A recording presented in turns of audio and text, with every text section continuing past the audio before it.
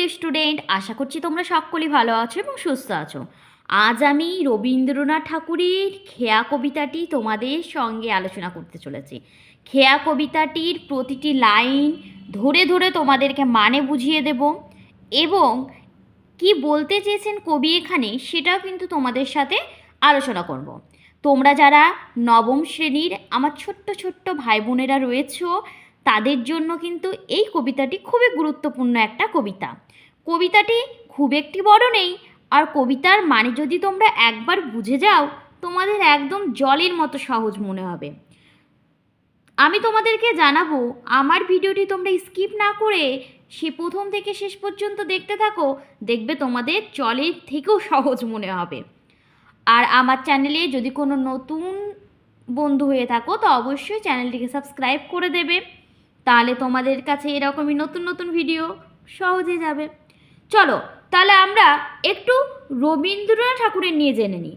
দেখো, আমি রবীন্দ্রনাথ ঠাকুরের নিয়ে বলছি এ কারণে তোমরা সকলেই রবীন্দ্রনাথ ঠাকুরের নিয়ে জানো, কিন্তু প্রতিটি কবি লেখকের সম্বন্ধে আমাদেরকে প্রতিটি কবিতার ক্ষেত্রে গল্পের ক্ষেত্রে একটু করেও জানা দরকার।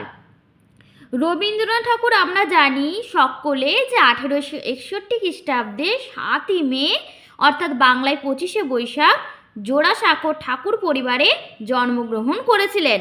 ওনার পিতার নাম তো জানি দেবেন্দ্রনাথ ঠাকুর, আর মায়ের নাম কি বলো তো? মায়ের নাম হলো সারদা দেবী অর্থাৎ সারদা সুন্দরী।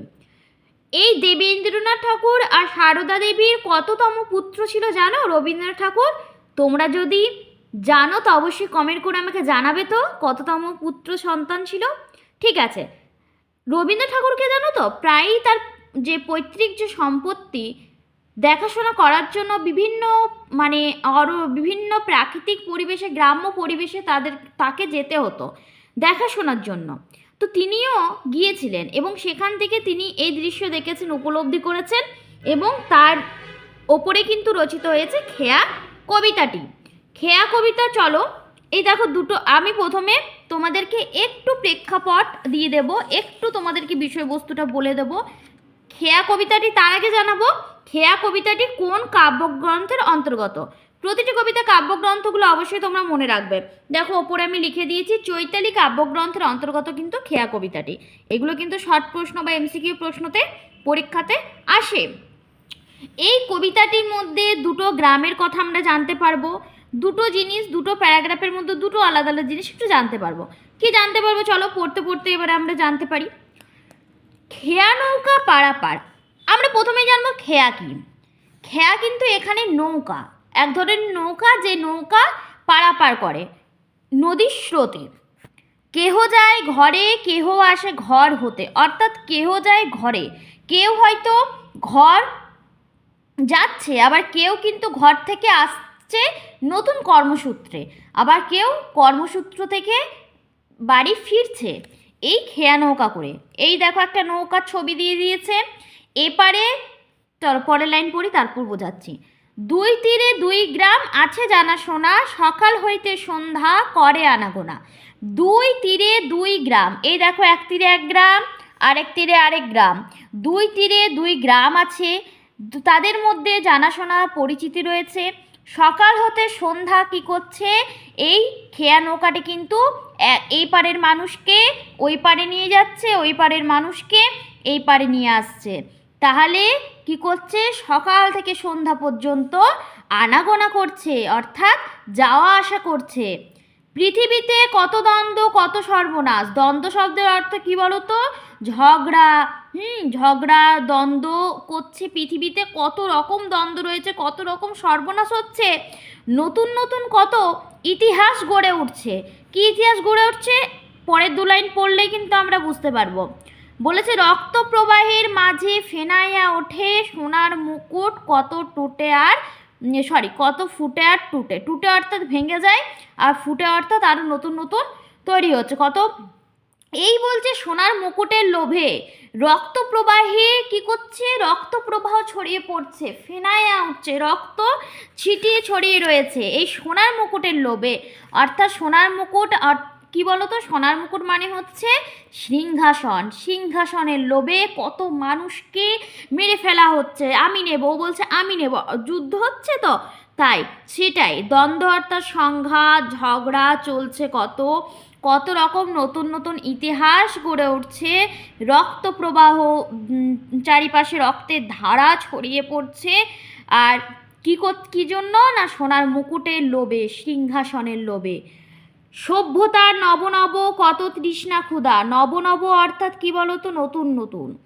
সভ্যতার বলছে কত নতুন নতুন তৃষ্ণা, ক্ষুধা, ক্ষুধা অর্থাৎ খিদে, তৃষ্ণা অর্থাৎ তেষ্টা, কত মানে নতুন নতুন কত রকম চাহিদা বাড়ছে। উঠে কত হলাহল, ওঠে কত সুধা, হলাহল অর্থাৎ কি বলতো, বিষ, হলাহল অর্থাৎ বিষ, আর সুধা অর্থাৎ অমৃত। তোমরা কিন্তু প্রতিটি শব্দার্থের মিনিংগুলো জেনে রাখবে, আমি তাই প্রতিটি লাইন ধরেই তোমাদের বলে দিচ্ছি। হলাহল অর্থাৎ কি বললাম, বিষ। তাহলে বলছে সভ্যতার কত নতুন নতুন তৃষ্ণা ক্ষুধা জেগে উঠছে, কত হোলাহল, কত খিদে জেগে উঠছে, কত বিষ, কত সুধা, কত অমৃত। শুধু হেতা দুই তীরে কে বা জানে নাম, বলছে এই যে দুই তীরের নামটা কে বা জানে, কেউ তো জানে না, এই পারের মানুষে ওই পারের নাম জানে না, ওই পারের মানুষ এ পারের নাম জানে না। দোহা পানে চেয়ে আছে দুইখানিকে, দোহা পানে, দোহা পানে, দোহা অর্থাৎ কি বলো, দোহা অর্থাৎ দুজনে, দুজনে দুদিকের দিকে শুধু চেয়ে আছে, দেখছে, কেউ কাউকে কিচ্ছু বলছে না। এই খেয়া চিরদিন চলে নদীর স্রোত, খেয়া অর্থাৎ নৌকা, এই নৌকাটি চিরকাল বলছে চলছে, এপার থেকে ওই পার চলেই যাচ্ছে। কেহ যায় ঘরে, কেহ আসে ঘর, কেউ যাচ্ছে ঘর থেকে, কেউ কর্মসূত্রে যাচ্ছে, নতুন জীবনে পদার্পণ করছে, আবার কেউ কিন্তু কর্মক্ষেত্র থেকে বাড়ি ফিরছে। কি বুঝলে বলো তো এখান থেকে? দেখো এবার একটু আমি বলে দিই, তাহলে বুঝতে পারবে। এখান থেকে কবি অর্থাৎ রবীন্দ্রনাথ ঠাকুর বলতে চেয়েছেন, এই যে খেয়া নৌকা, খেয়া নৌকাটাকে আমাদের জীবনের যে জীবন নৌকা, সেটাকে কিন্তু তিনি বোঝাতে চেয়েছেন। জন্ম থেকে মৃত্যু, দুই পারে দুটো গ্রাম, অর্থাৎ একটা ধরো জন্ম, একটা ধরো আমাদের বাস্তব জীবনে মৃত্যু। এই যে জন্ম থেকে মৃত্যু পর্যন্ত যে সময়টা, আমরা তো কেউই জানি না, হয়তো কেউ এই পারে কেউ ওই পারে আসছে, মানে কি বলতো, কি বোঝাতে চেয়েছেন, মানে আমরা কেউ হয়তো কারো হয়তো জন্ম হচ্ছে, নতুন প্রজন্ম সৃষ্টি হলো, সে এখন আস্তে আস্তে বড় হবে, বৃদ্ধ হবে, আবার কেউ হয়তো বৃদ্ধ হয়ে হয়ে আস্তে আস্তে মৃত্যুর দিকে যাচ্ছে, অর্থাৎ কেউ জন্ম নিচ্ছে, কারো মৃত্যু হচ্ছে। এই যে জীবন, আমাদের যে জীবন, সেটাই হচ্ছে খেয়া নৌকা। আমাদের জীবনে কি চলবে, কি ঘটবে, কি হবে, আমরা কি কেউ জানি? জানি না। তাই তিনি কিন্তু আমাদের যে জীবনের বাস্তব ঘটনা, সেটি তিনি এখানে একটুখানি তুলে ধরেছেন। আমি তোমাদেরকে বলবো একটু কবিতা, একটু কবিতার ভেতরে না, কবিতার অনেক কিছু লুকিয়ে রাখেন, সেই জিনিসগুলো আমাদেরকে খুঁজে বের করে আনতে হয়। আর যদি না আনতে পারি, তাহলে কিন্তু কবিতাটি আমাদের কাছে ভালো লাগবে না, আমরা বুঝতে পারবো না তার মানে, তা বলবো অনেক কঠিন, তাই না?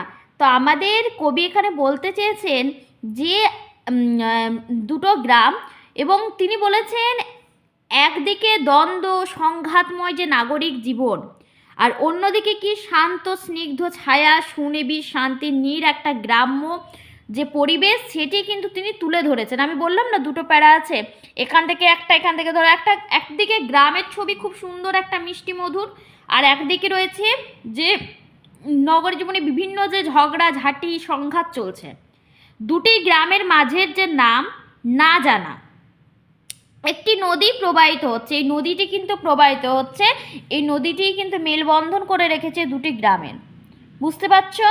দুটি গ্রামের মানুষ পরস্পরকে চেনে, নদীর এই ব্যবধান ঘুচিয়ে খেয়া নৌকায় তাদের মধ্যে কি করে যোগসূত্র রচনা করেছে।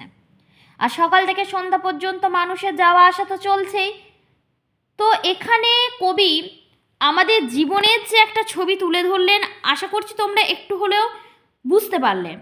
আমি এখান থেকে কিছু প্রশ্ন বলে দেবো, হ্যাঁ, যে কি ধরনের প্রশ্ন তোমাদের শর্ট প্রশ্নতে আসতে পারে। তো চলো তোমরা খাতা খোলো এবং লিখতে থাকো। প্রথমেই তোমাদেরকে আমি বলবো, খেয়া শব্দের আবিধানিক অর্থ কি, পরীক্ষাতে কিন্তু 1 মার্কসে দিয়ে থাকে। খেয়া শব্দের আবিধানিক অর্থ কি, কি বলো তো? নদী পারাপারের নৌকা। আরেকটা জিনিস তোমাদেরকে বলবো, এই যে কবিতার কাব্যগ্রন্থের নাম বললাম, সেটা কিন্তু চৈতালি কাব্যগ্রন্থ, অবশ্যই পড়বে। তারপরে এখানে তোমরা ওই বললাম না, আবার আরেকটা জিনিস শুনে নাও, খেয়া কবিতাটি চৈতালি কাব্যগ্রন্থের কত সংখ্যক কবিতা সেটাও জানা দরকার, 19 সংখ্যক। আর দুইখানি গ্রাম কোন দিকে চেয়ে আছে, দোহা পানে, অর্থাৎ পরস্পরের দিকে। এবারে আরেকটা প্রশ্ন লিখে নাও, সকাল সন্ধ্যা দুই গ্রামের মানুষ কি করে। আরেকটা প্রশ্ন খুবই গুরুত্বপূর্ণ প্রশ্ন, এই যে নব নব তৃষ্ণা ক্ষুধায় কি পাওয়া যায়। আর হলাহল শব্দের অর্থ কি, সুধা কি, এগুলো কিন্তু তোমরা ছোট ছোট প্রশ্নের জন্য অবশ্যই তৈরি করবে। আর কবি সোনার মুকুট কাকে বলেছেন সেটাও লিখবে।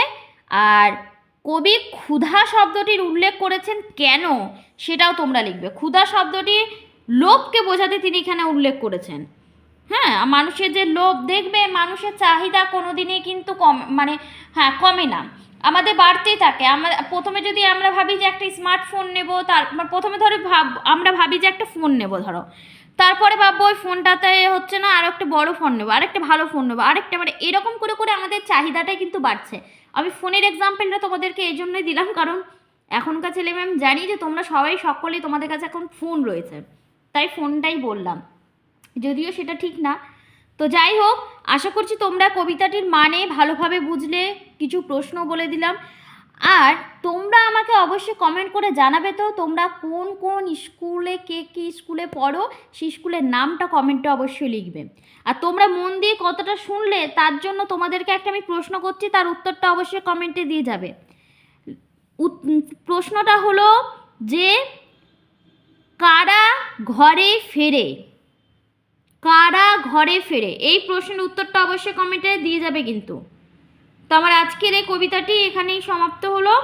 আশা করছি তোমাদের ভিডিওটি ভালো লেগেছে, ভালো লেগে থাকলে অবশ্যই বন্ধুদের সাথে কিন্তু শেয়ার করবে। আর তোমাদের যদি কোনো রকম অসুবিধা থাকে অন্য চ্যাপ্টার থেকে, তো অবশ্যই কমেন্ট করবে, আমি চেষ্টা করব সে বিষয়ে তোমাদের ভিডিও দেওয়ার।